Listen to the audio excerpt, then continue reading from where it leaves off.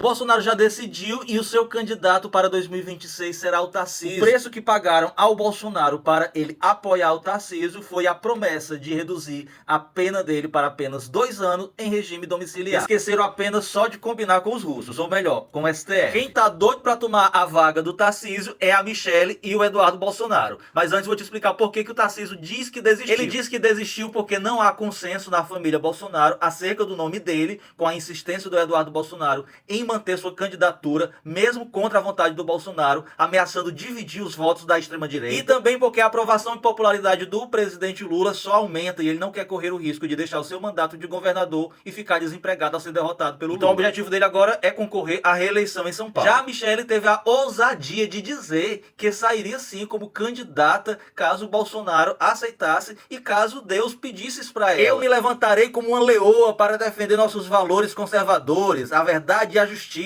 Se para cumprir a vontade de Deus for necessário assumir uma candidatura política, estarei pronta para fazer tudo que ele me pedir. Ô Michelle, Deus não quer que você seja líder nem do Bataclan, quem dirá presidente do Brasil. Sem falar que você não tem nenhum preparo, nem conhecimento intelectual para tamanha responsabilidade. Já o Bolsonaro mandou um recado para o Eduardo, que está nos Estados Unidos, que ambos não podem manter contato, mandando ele calar a boca. Inclusive mandou até o Sóstenes Cavalcante viajar para os Estados Unidos para dar esse recado pessoalmente. O que não adiantou de nada, porque ele disse que não recuará. Não vai desistir da anistia ampla, geral e irrestrita e será candidato sim, com ou não a aprovação do Bolsonaro. E o Bolsonaro disse que os ataques dele ao Valdemar Costa Neto e o novo plano de fazer com que os Estados Unidos apliquem a lei Magnitsky ao chefe do exército está somente prejudicando a negociação do Bolsonaro com o Centrão para aliviar a sua pena. E o Centrão, que nunca gostou do Eduardo Bolsonaro, avalia que o Eduardo Bolsonaro está mais atrapalhando do que ajudando, porque as atitudes dele simplesmente dividem a extrema-direita e favorece o presidente Lula. Obrigado, Eduardo. Continue assim, querido. E o candidato oficial do Centrão agora é o Ratinho Júnior do PSD. O presidente do partido dele, o Gilberto Kassab, fez um jantar com empresários em São Paulo para testar o nome dele. Ou seja, os candidatos da direita que vão concorrer, que querem concorrer,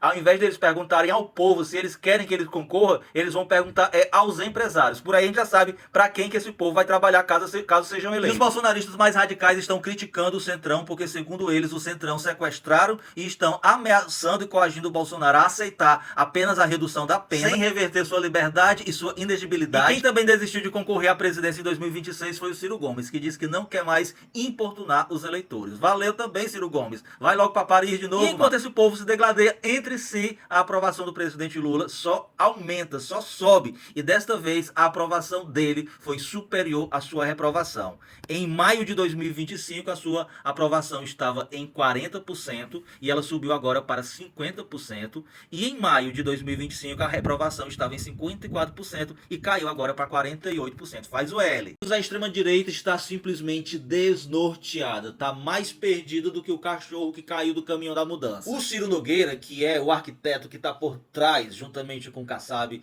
para tentar eleger a extrema-direita no ano que vem, ele fez uma postagem nas redes sociais desabafando e puxando a orelha da direita. Abre aspas para ele. Já está passando de todos os limites a falta de bom senso na direita. Digo aqui, a centro-direita, a direita e a extrema-direita. Ou nos unificamos ou vamos jogar fora uma eleição ganha outra vez. Ganha outra vez? Ai, lembrei que o Ciro Nogueira é expert em fazer apostas e perder todas, porque em 2022 ele disse que tinha certeza que o Bolsonaro seria eleito. Mas vamos continuar. Por mais que tenhamos divergências, não podemos ser cabo eleitoral de Lula, do PT e do PSOL. Não podemos fazer isso com o Brasil. Gente, o desespero do Ciro Nogueira é porque ele sabe que se não eleger alguém da direita que vá simplesmente poupá-lo de ser investigado por alguns crimes que ele está sendo investigado, ele vai acabar atrás das grades. Anote o que eu estou dizendo. Se o Lula for reeleito em 2026, o Ciro Nogueira e o Antônio Rueda, presidente do União Brasil, serão presos. Porque o que existe de fio solto nos caminhos desses dois, meu amigo. E o Paulo Figueiredo, que sabe de tudo isso, acabou respondendo com ironia ao Ciro Nogueira nessa postagem. Abre aspas para ele. É verdade, Ciro, concordo com a falta de bom senso. Acredito que ainda tem meia dúzia que levam fé em acordos caracu com o establishment. que tem velhaco que não entendeu que a crise diplomática com os Estados Unidos só tem fim com anistia ampla, geral e restrita, é gente sem noção. Aí o Ciro Nogueira, não tendo o que falar diante da ironia do Paulo Figueiredo, ele começou a apelar para a velha discurso narrativo do Brasil se tornar Venezuela. Disse que se o Lula não sair do poder, vai acontecer a mesma coisa que aconteceu com o Hugo Chávez na Venezuela e tornar o país numa ditadura. Apelou ainda também para anistia do Bolsonaro, dizendo que é melhor a gente reduzir a pena dele do que não conseguir nada de redução para ele, que ele é um homem honesto, bom, doente e idoso e que se não reduzir a pena dele, ele vai morrer. E por falar em anistia, meus amigos, a chance da anistia ser aprovada no Senado está cada vez menor. Depois que os senadores derrubaram a PEC da bandidagem por unanimidade e devido à proximidade das eleições do ano que vem, tem alguns senadores que não querem colocar sua digital para defender golpista não. Outra coisa, o Davi Alcolumbre, era ele que tinha combinado com o Hugo Mota dele criar um texto para tentar apaziguar a questão da anistia, da dosimetria das penas. E o Hugo Mota foi lá, tomou a frente, não cumpriu o combinado mais uma vez com mais uma outra pessoa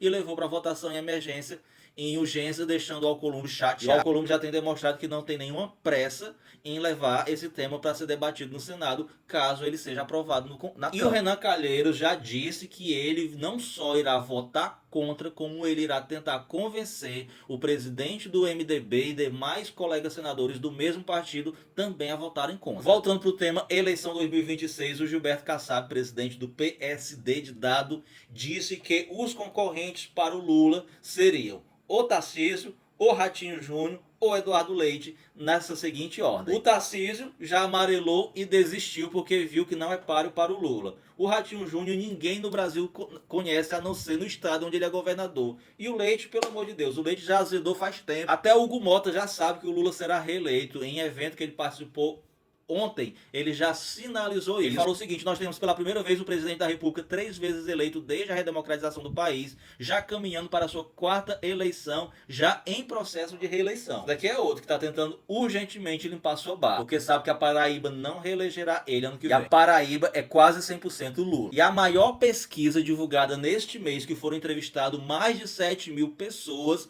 mostrou que sim, o Lula pode vencer logo no primeiro turno com mais de 51% dos votos contra o Tarcísio e os demais. E no segundo turno, ele venceria o Tarcísio por 52-47. Esse povo aqui ainda tem muito feijão com arroz para comer para tentar pensar em ganhar do Lula numa eleição.